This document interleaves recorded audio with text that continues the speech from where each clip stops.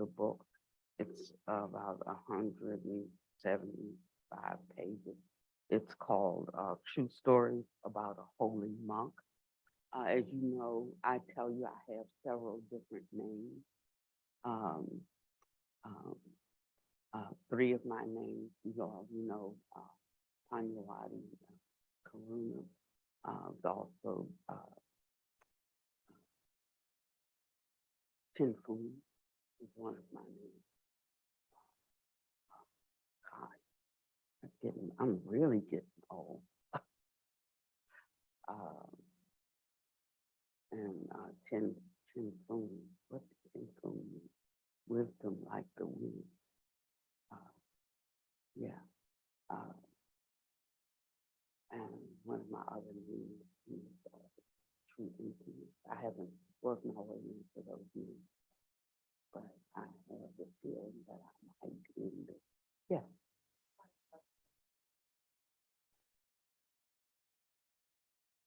Oh, okay. Okay. Today, I'm going to offer a Dharma. I said I would do this last week, but as I looked around the room, there were an equal number of you who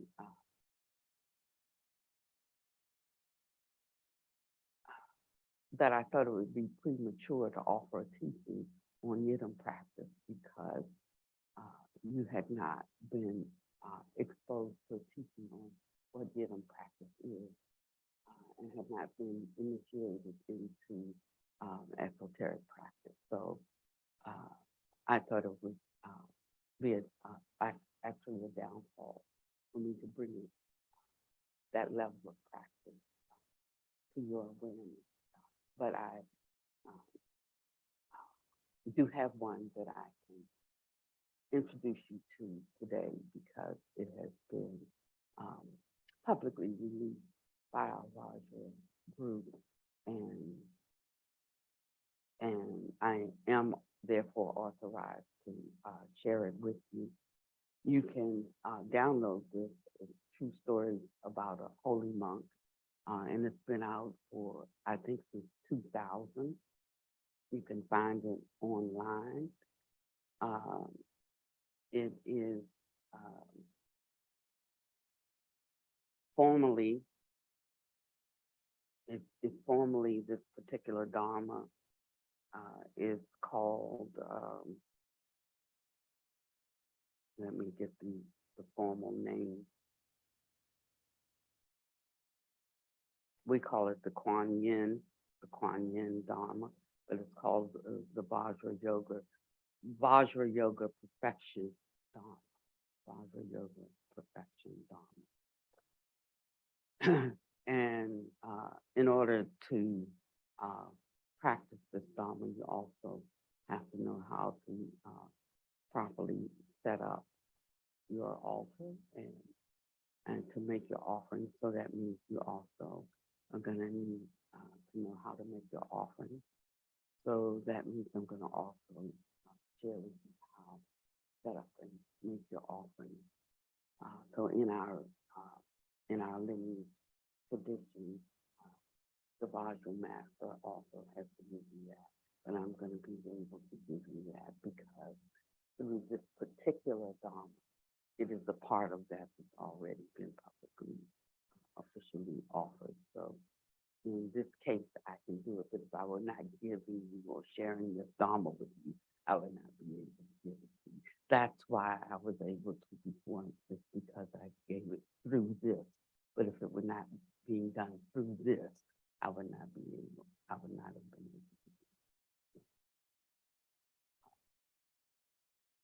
to do it. That's an official formal loophole.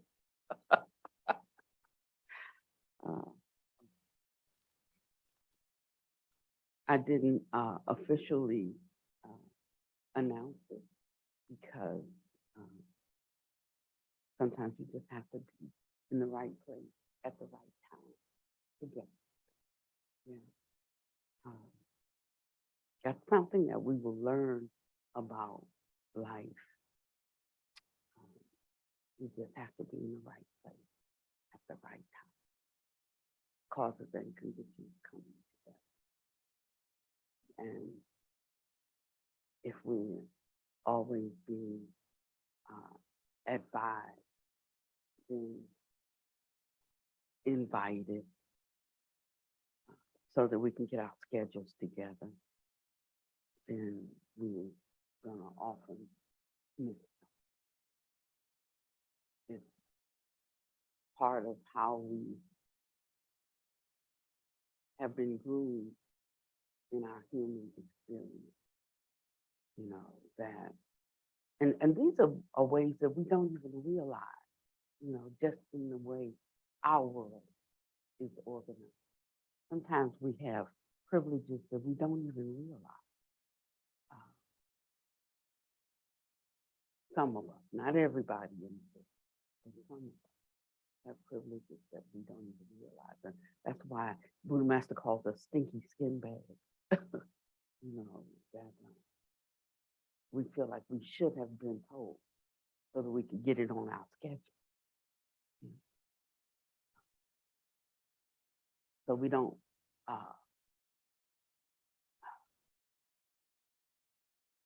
it's hard to explain when we're just so used to things being a certain way that it's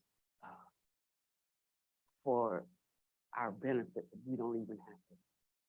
I watched a video that was of a teaching done by Sim Rinpoche the other day. A marvelous, a great, great teacher. He died a few years ago. I wish I had a chance to meet him. And he said it's very difficult to teach lay people. It's very difficult for the lay sangha to become accomplished, because these great teachings have to be molded into their lives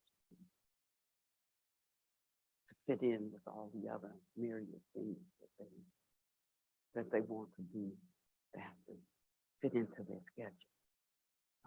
It's one of the many things they want to do, an hour here. But with monastics, this is what they do, and so it's difficult. He said, and when they give,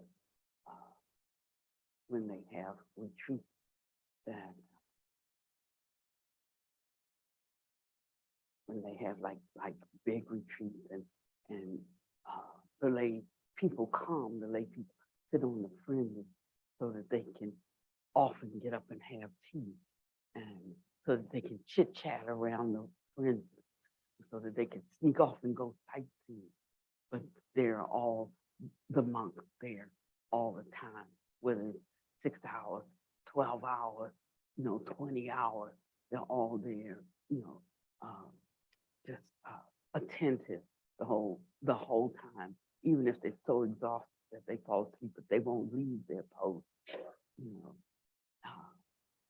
but there's only so much that they can party all night long, and then go to work so that they can go shopping and all this, but they can only take a little bit of Dharma at a time, because it's not the highest priority in this life. And then when King Yama comes,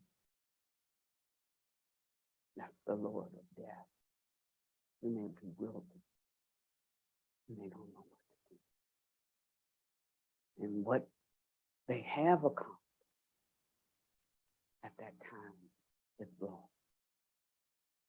And so reincarnation sets in, and they can't remember, and they start over in life, that next life, and very round, and they have forgotten everything in that last life, and they have to go and learn it all over again. And so part of this is so that when that moment of death comes. If you haven't overcome, you can remember. So that if you haven't been awakening in this life, you can carry what you learned over into the bardo so that you can continue next time. And maybe come to the conclusion of things in the next life.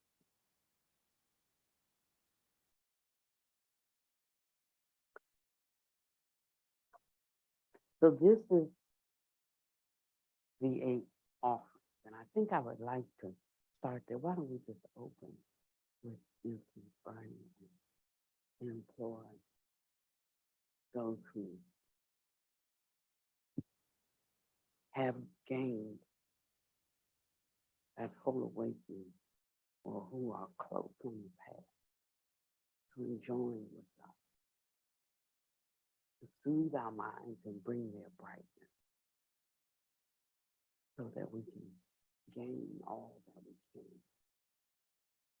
here, bringing, sharpening our focus and our attention and our awareness to make the most of this time. And we're not going to get through all. We're going to get through some of it, and we'll do some today and some on Thursday. And yes.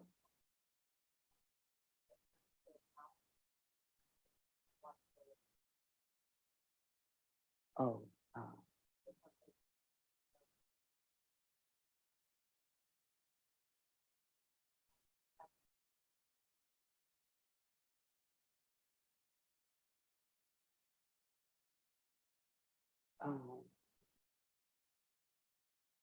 okay, so maybe I should continue next Tuesday.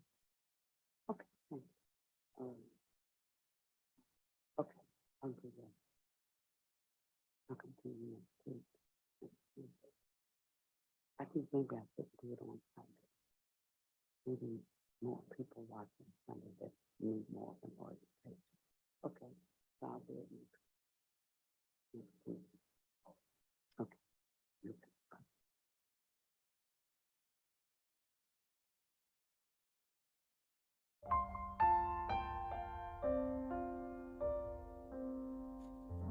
Incense burning,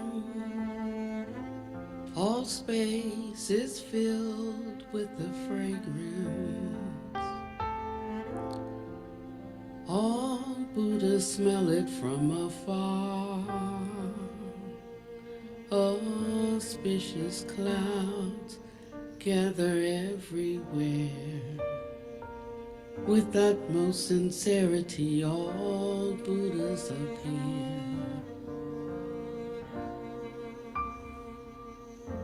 We pay homage and offer clouds of incense to the Bodhisattvas and the Mahasattvas. We pay homage and offer clouds of incense to the Bodhisattvas and the Mahasattvas. We pay homage, we offer clouds of incense to the Bodhisattvas and the Mahasattvas.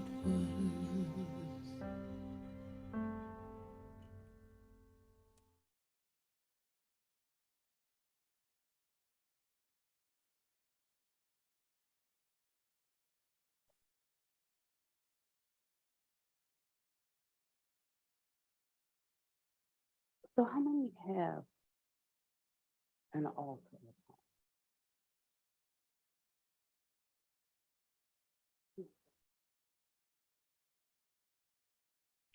So an altar is a space that we set up and dedicate. I'll just speak loud. so that you don't have to turn it up so loud. It's me. I generally talk loud, but when I uh, start talking about these matters, I get softer. It's just a reverential thing. It's a space sort of submission, a place where I honor, where I recognize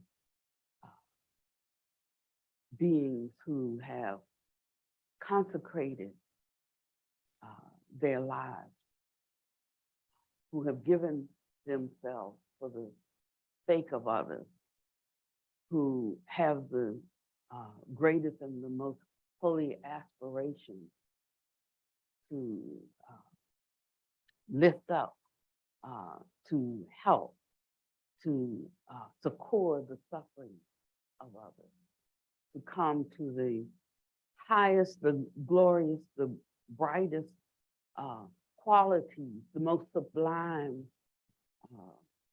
qualities of being for the sake of us.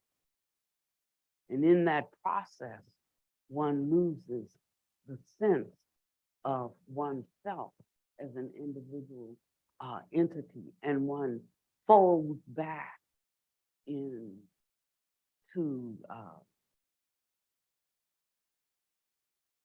how can I say it? One ceases to have any kind of individuated essence. So when we talk about the oneness, it's not really like I'm joining with you and I'm joining with you and we're all becoming one. There really is no one.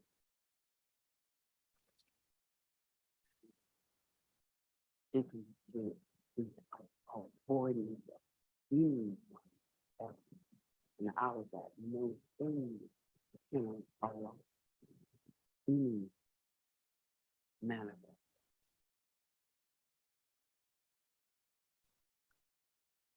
And if one truly gets this, if you truly get, then we see the illusory nature of everything. And then nothing really matters in a certain way or in a certain way.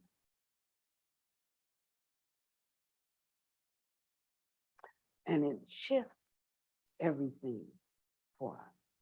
And when there is anxiety, or when there is stress, when there is sorrow, or when there is grief, or when there is happiness, one can experience that, but through a different lens, a different ultimate lens, so that one can be with that and yet know that it's not really real. No, I had a dream last night, and it was not a good dream. But within the dream, I knew it was a dream. And I said, oh, okay. Somebody was really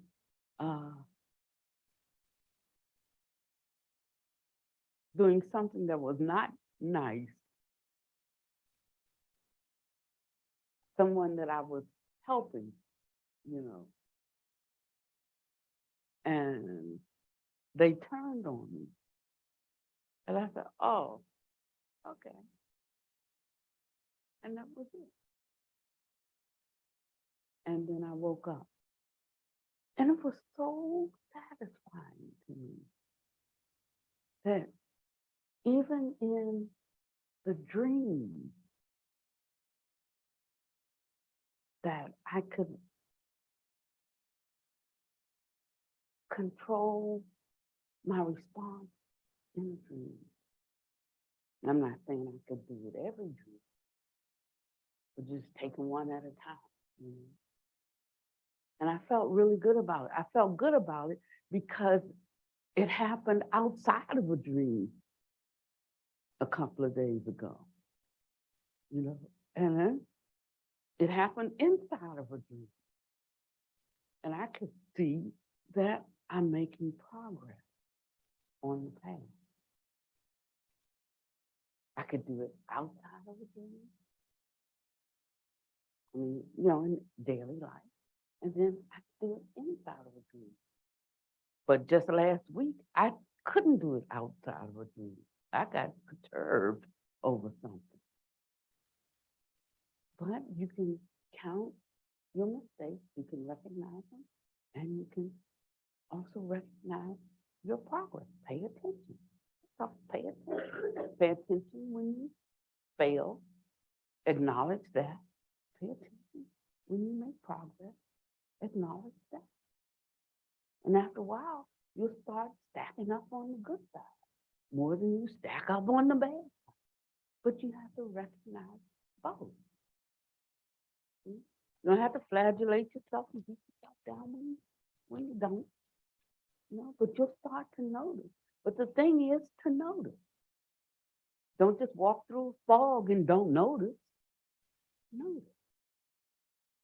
And what helps you notice is by doing these practices. Just don't keep going through dodo land. But do practice, because these practices will help you. It's not that practice makes perfect, but that perfect practice. And that's why we do. Don't like just do them, just do them. But you do them, you reflect on it. You see where you make a mistake, where you need to tweak, and then you act it. And part of that tweaking is in our honesty around where we need to get better, what we need to abandon, what we need. That's the difference between fake practice and real practice. We don't have to feel bad when we fail. We just need to change.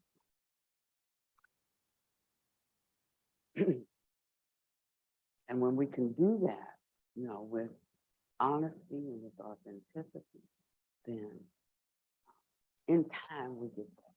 It feels bad at first, it feels bad. But we just keep doing it. And we start to feel better. And we start to recognize the great power in it. And it comes quick, don't worry. It comes quick when we put forth the effort. We will see it, that it was worth the shame, it's worth the blame. And the thing is that you don't need anybody to tell you that you're getting better. You don't need anybody to tell you the value of it, that you're improving. You don't need anybody to pat you on the back and tell you, you don't need anybody to tell you anything. You know it within the accomplishments that there. And if somebody starts to tell you, oh, you don't need that. You don't need anybody's approval. You don't need anybody's opinion. You don't need anybody to critique your walk. That's yourself. You know for yourself.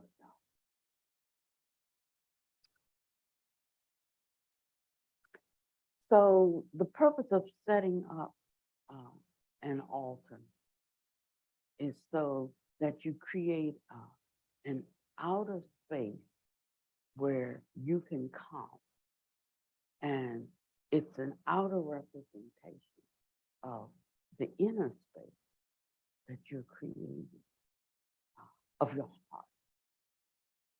And this is your personal, and it's sort of a bright spot that when you go to it, this is like your sanctuary. And it's a pure space. It's your own space. And when you get there, you drop off everything. And when you make an offering there, you're inviting all of the holy beings in the 10 directions to come and commune with you. It's a place outside of space and time that crosses all dimensions. It's a pure and holy space that you are sanctified and set apart from everything. And when you set this like this boundary, you don't bring anything else into this place. This is not concerning anything in the world. In this space, you drop off everything else. There's nothing in this space that's personal, that's tied or wrapped up in me, mine, and mine. This is a place where one drops off and lays down everything. And generally, there's different ways to set it up. And you can look online and find different ways. But we have a very simple, but there's some that's even simpler than this. But this is a sort of a general way with 3, 4, 5, 6, 7, 8 bowls laid out. And it can be as ornamental as you like or simple as you like. And we have 2 bowls for water. And then I'll tell you what these other bowls are. So we have water for the hands, water for the feet. And there's a mantra and there's a movement for each one of these. And I'm not going to teach you, sometimes you see me doing the mudras. I'm not going to teach you the mudras because they weren't included in the book, right? So I'm just going to teach you the mantras for them today. And at a different time, maybe when Vati comes, or later if I'm authorized, I'll teach you music. So I'm just going to teaching the mantras today. And I think we start with those and we will practice. And then we can also do the next week, the Vajra Sattva, because that's in our devotional handbook. Vajra Sattva. And I'll explain who Vajra Sattva is and why Vajra Sattva is important for you.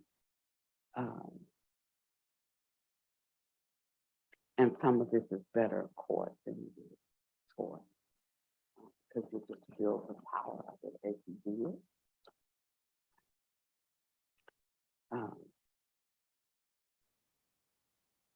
And then we'll talk about it more. So, walk on. You can just repeat after me. Walk on. Badang, Bube, Dube, Wolage, Gende, Lewade, Shada, Zadiza,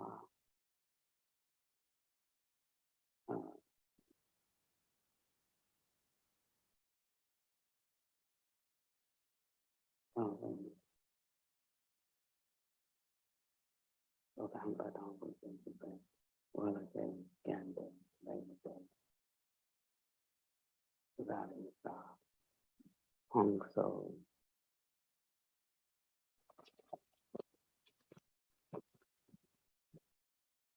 This started in Oregon, but Google, Google.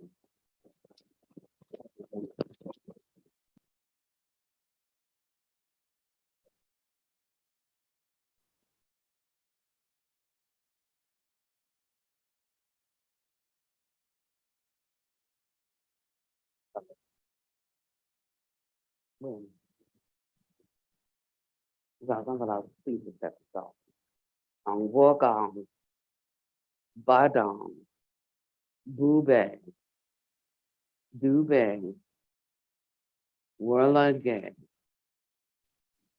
Gende, Lewa Day, Dada, and then we say Zadiza Hong Soha.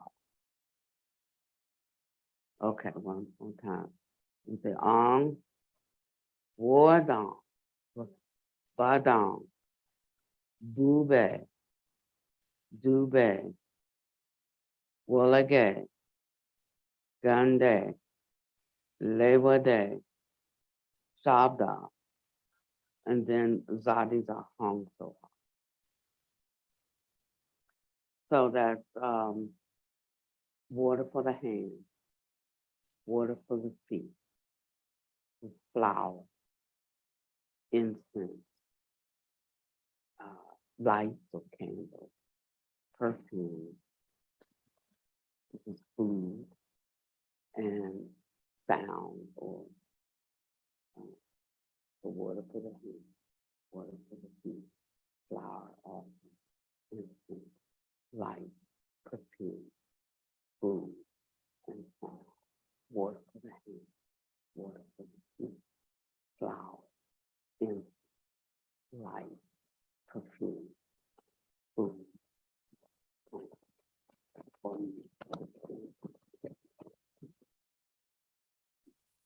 flour, incense, light, perfume, food, sound, water for the hands, water for the feet.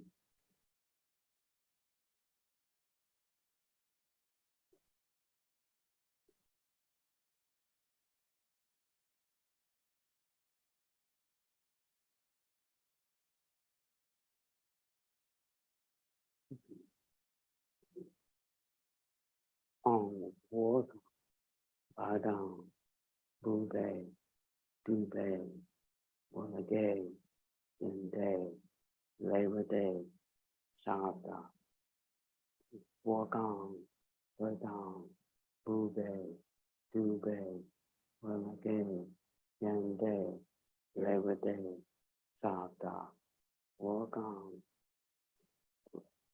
Badam, Bube, Dube, Day, Labor Day,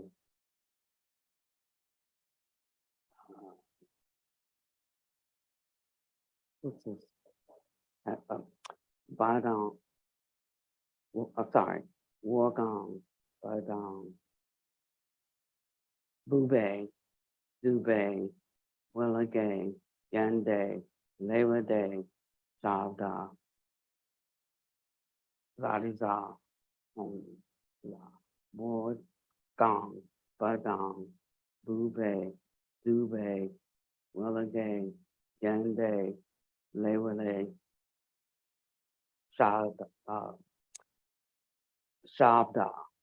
Zadi, and the Zadiza Hong Soha comes at the end after you finish them all. Wargong, Badang, Bube, Dube, Wallagay, Day, Labor Day, Shabda, Zadiza Hong Soha comes at the end. Wargong, Badang, Bube, Dube, Wallagay, Day, Labor Day, Shabda, Zadiza Hong Soha. Wargong, Badang, Bube, Dube, Lewage, Gende, Lewade, Shabda, Zadiza, Hong Soha, On, Wargong, Badong, Bube, Dube, Werlige, Gende, Lewade, Shabda, and then Zadiza, Hong Soha. I'm gonna give you it. Wargong, Badong, Bube, Dube, Relegate, Yende, Lewade, Shabda. Okay, and then you're ending. That's it. I do them so fast that it's hard for me to, so I would be doing on with on. And that's it. So once you get it, it's like really, it's difficult to do it like that, but once you learn, it's fast. That's how fast. Okay. Um, so there's a way that you do this, and you're picturing yourself with all other living beings together, and you picture this huge field of being in the universe, throughout the universe, just in a free fall everywhere. Just throughout, just living beings on the sixth plane, and you're picturing animals, insects, heavenly beings, celestial beings, um, beings in the hell realm, just everywhere. And then there are all of these Buddhas and Bodhisattvas, just hearing the cries of all of these beings.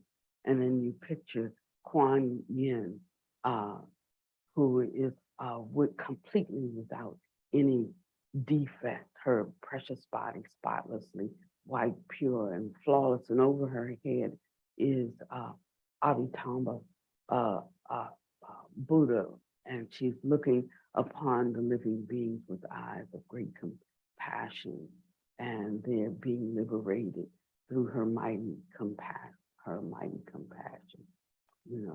and all illusory thinking, all filthy karma just being removed, and the circumstances of all living beings become like that of the Western paradise, that whatever is troubling them, encompassing them, is being removed, and all their three karmas of thought and speech and action, all forms, sounds, all mental objects, all become empty, so that everything is purified and undifferentiated.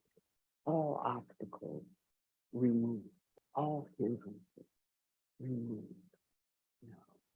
That's everything in their life, everything being, every hindrance removed, every obstacle purified. That space, that undifferentiated space where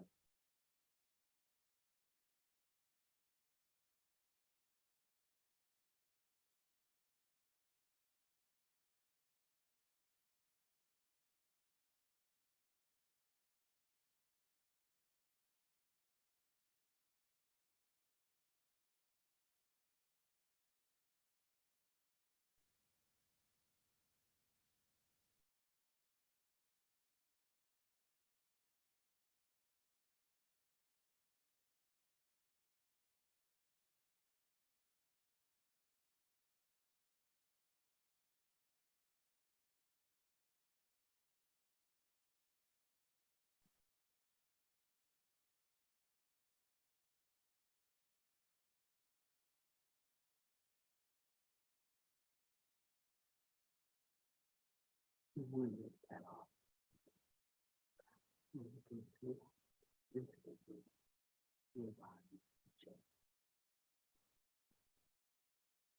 These practices are called the quick path. They're called the quick path because you're bypassing the mind, and you're entering into a field, but you can see that you purify the field actually your own thoughts. And that's why, the Buddha says that everything is mind conceived. And that's why one has to learn how to purify their own mind.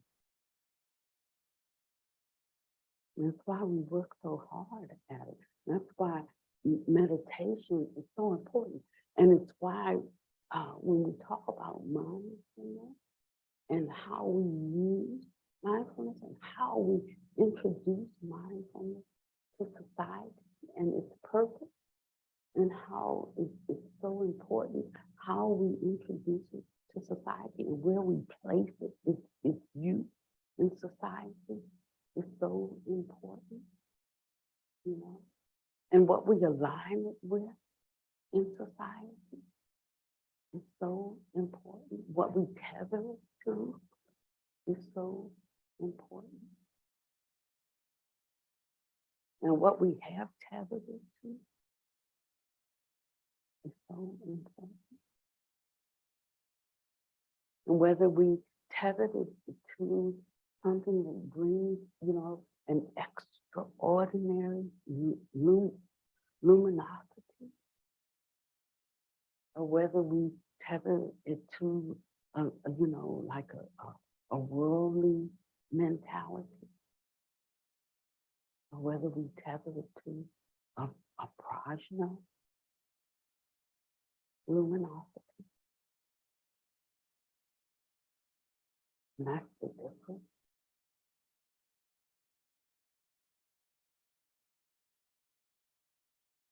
And we have to disentangle it from what it's tethered to now, and we have to attach it to something else if we want.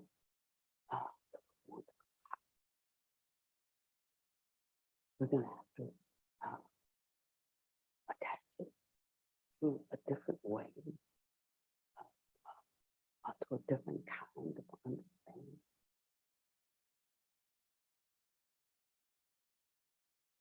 But it can be easy to, if we can let go of the known. If we can open ourselves to something great,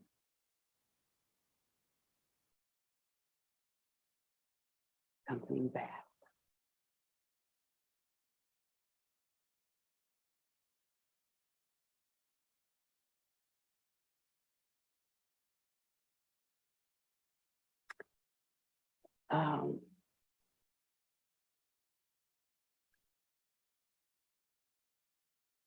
I want to introduce you to and these are parts of it before we put it all together.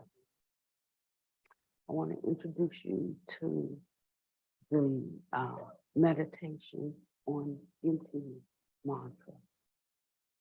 And in different places, you'll find it has been translated. You cannot translate the meditation, the mantra on emptiness.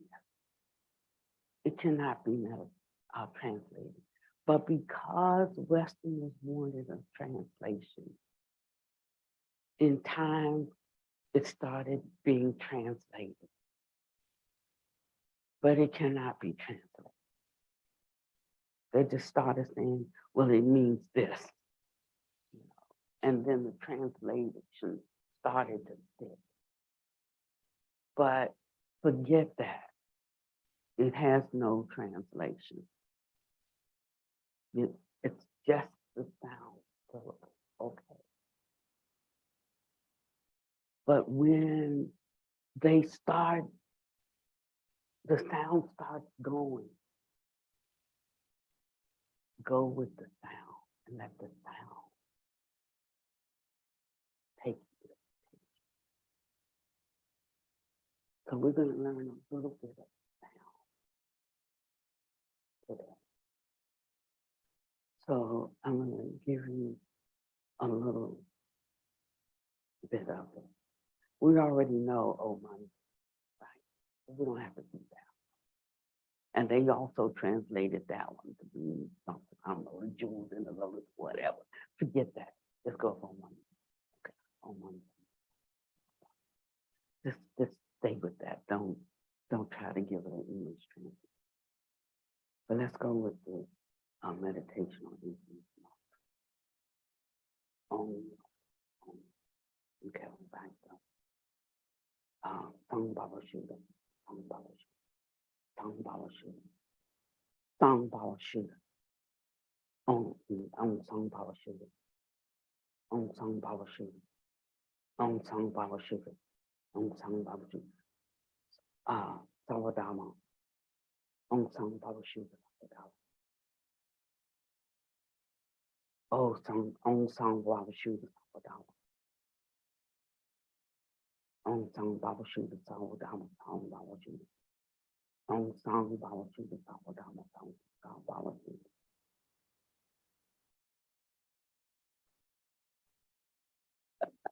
Pretty good.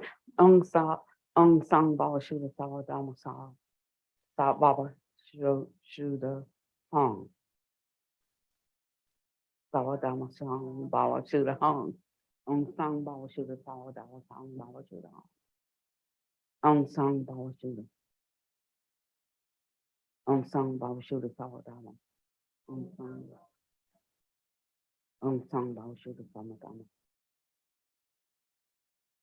On Song Baba Shooter, Sawadama, Hong. On Song Baba Shooter.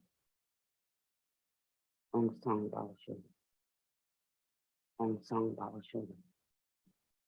On Song Baba Shooter, Sawadama. On Song Baba Shooter, Sawadama.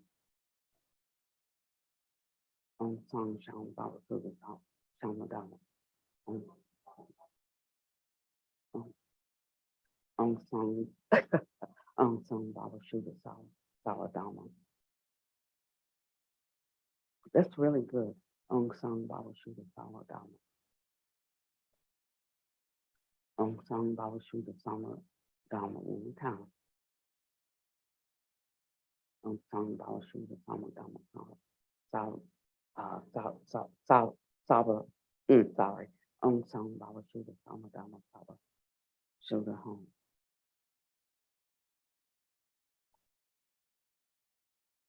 Good. Now, can we just say that 2 times? On Song Baba Shooter, Sawadama, Saba. On Song Baba Shooter, Sawadama, Song Baba Shooter, home. On Song Baba Shooter, Sawadama, Shooter, home. On Song Baba Shooter, Sawadama, Shooter, home. Now, when we do this, we actually recite it 7 times. So let's try to recite it 3 times. On some, and recite it easy. Don't like, just like let it roll off the lip. Almost like a whistle.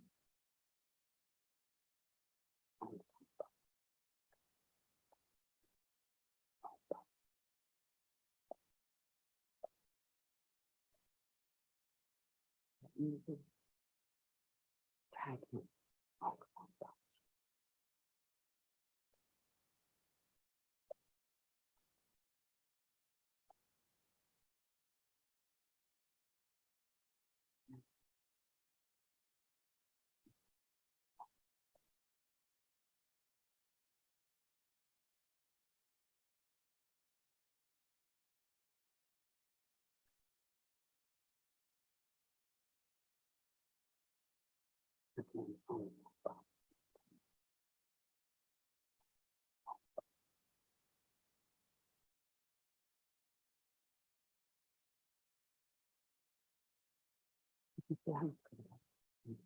It starts to internalize. Start to feel part of you. It's not to feel part. It's not like you're like saying words about you. And the characters start to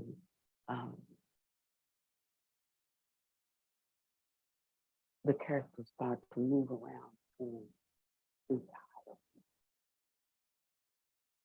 and just say them.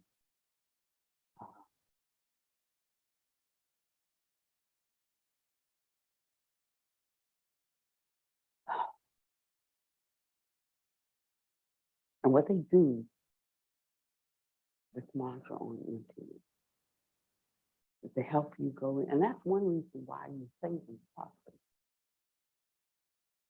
And as they're dropping inside, you look inside where they're dropping. And you begin to look within to see that whenever you're doing anything, that there is no giver, that there is no receiver, and there is no gift.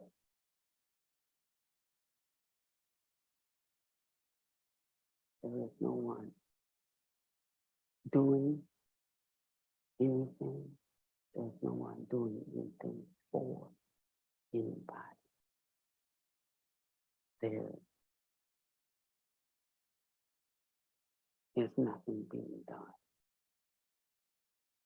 This is how one moves into true insight. When we are out at Bobby's and we're doing this, then it's a very eclectic kind of thing. You know, we're doing Vajrayana and we're doing Zen and we're doing some everything. You know, it's really cute. But we do Orioki. You know, and Orioki is supposed to be simple somehow. It doesn't seem, the idea of it is simple, but the doing of it is not that simple. But there's a thing that we recite, you know, and it says, there's no giver, no receiver, and no gift. But when part of Buddha Master's idea is to show us that all traditions are really one. It's just, you know, the Buddha mind. Whether you're doing Theravada, whether you're doing Mahayana, whether you're doing Vajrayana, it's all the same. They may have different outward expressions of how they do things, or how they talk about it, but it's just one thing. So it doesn't matter what you call it, what you label it, or even what the method is, if you understand it's all designed to produce one outcome, you know. And in there, they have a verse that they say, no giver, no receiver, no gift. And here, when we look at this practice, it's the same thing. No gift, no receiver, no gift.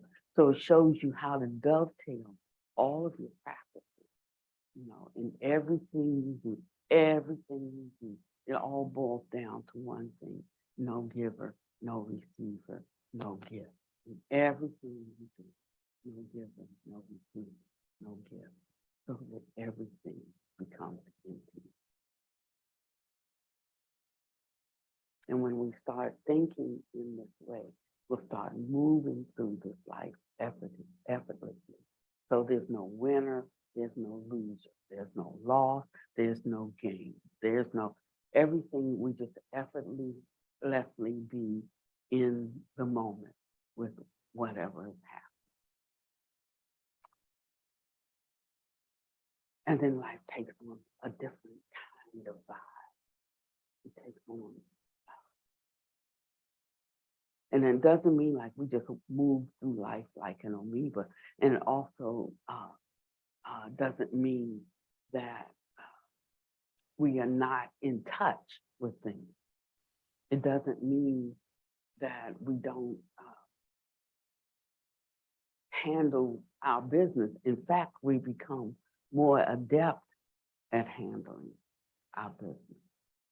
You know, we become more capable of handling things because we can see so much more clearly what needs to be done, how it needs to be done. We can handle it easily. We can handle it quickly. I mean, such a clarity arises and emerges. There's not the confusion, well, should I or shouldn't I? You know, there's not the guilt about should I or shouldn't I? There's not the fear around should I or shouldn't I. It's not, you can just do what you have to do.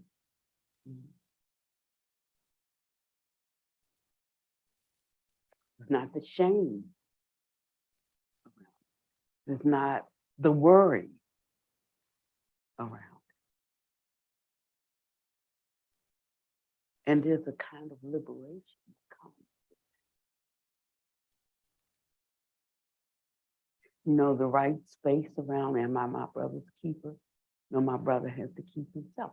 You know, the right space with that.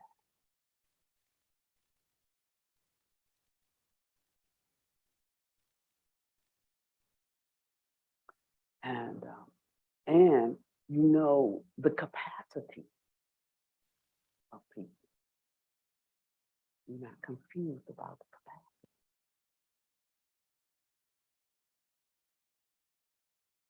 Because you have clarity. And this is what we're all looking for. This is what we all. But in order to be able to see it, we have to have our own right. Otherwise, you know, we fall. We fall for anything. We fall for everything. Looking for someone else's right. We have to have our own.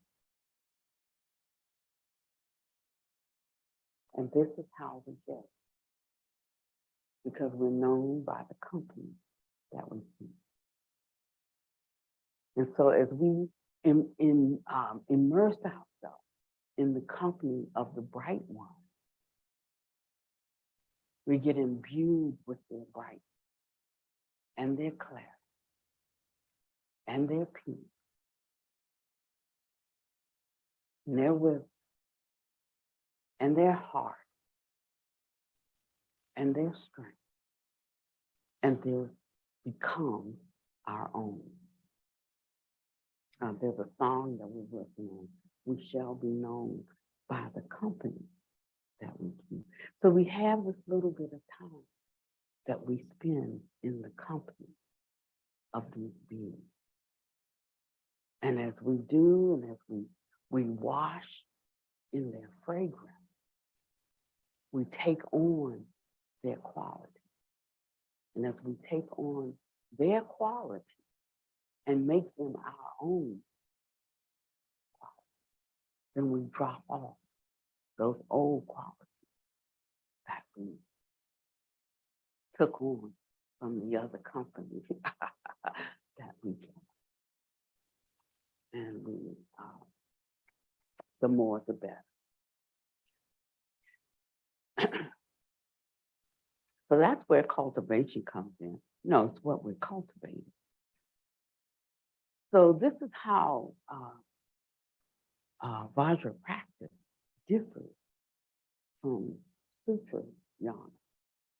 Sutra Yana is teaching where we educate the mind. Vajra practice is where we bring those teachings onto the path through our conduct, through our not just our intellectual understanding, but through our thought, speech, and action. We actually put them into practice. And we reflect, and we shift, and we change.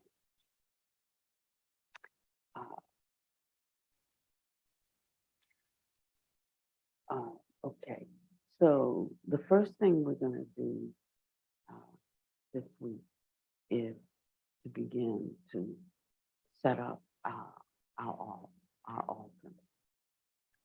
You can download the book and begin reading the book. The book is 135 pages.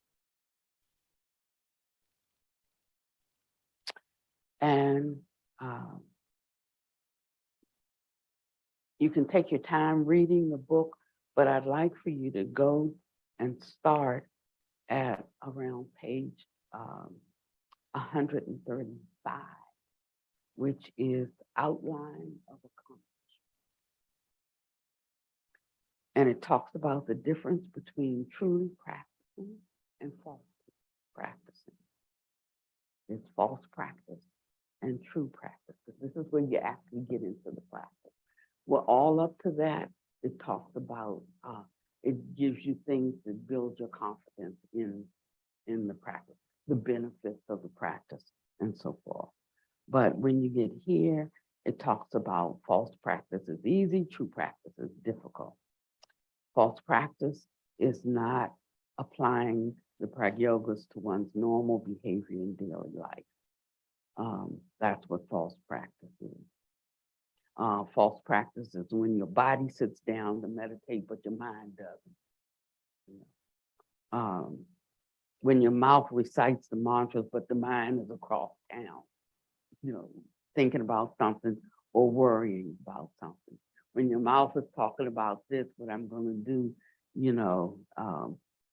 but in your mind, you're thinking something else. That's what false practice is. So start at page 135 and go up to 142, which is the, 146, which gets into the main practice. And that's where we will start next week, which is taking the refuge vow, which will be the 4 refuge vows, the vows of the teacher, the Buddha, the Dharma, and the Sangha, and then the 8 kinds of offerings. So try to memorize the 8 kinds of offerings. And there's a picture for your altar on page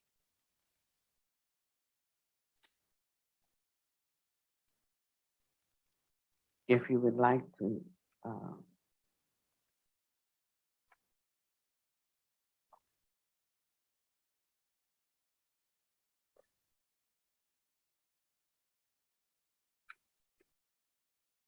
think it's page 124 of the 4-armed Kuan Yin Mahasattva. If you want to take that picture out and use that one on your altar. There's also a Vajrasattva because you're going to do the Vajrasattva, and those 2 can go on your altar. So it's 111, and I think we'll end right there. So water for the face. Hands, water for the feet. With that, flowers.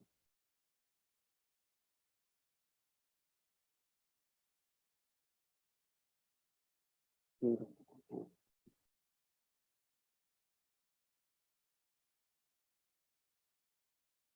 That was very good.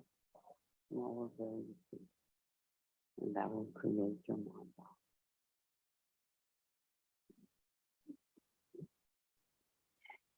Any questions?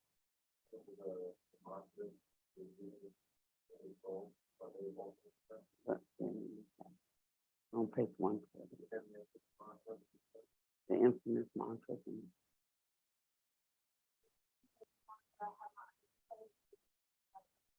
Yeah.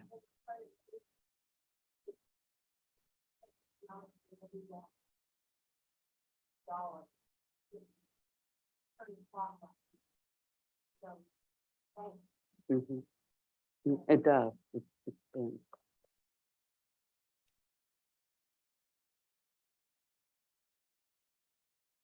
And I think it maybe it didn't in this in here, but it does.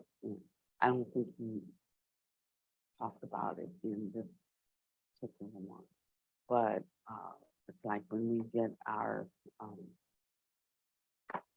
generally when when we get ours from our Vajra master, maybe because this was uh, done publicly where one wasn't actually initiated by the Vajra master, it gives a little bit more detail and it talks about how it sits up and clockwise from the heart and block and some other things like that. When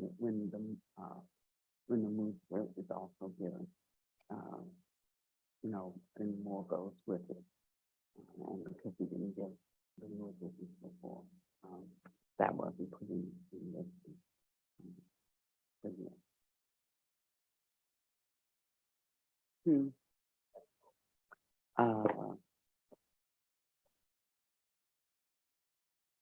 Two stories about a holy monk. And so it has Buddha Master's name here, but at this time he wasn't acknowledged as Buddha Master. I think that came in 2004. So he's called one of his other names, and he's Wanko Yi or somebody, one of those names. But that's Buddha Master. That's not him. That was one of his great Dharma kings who actually put this book out. Two stories about a holy monk.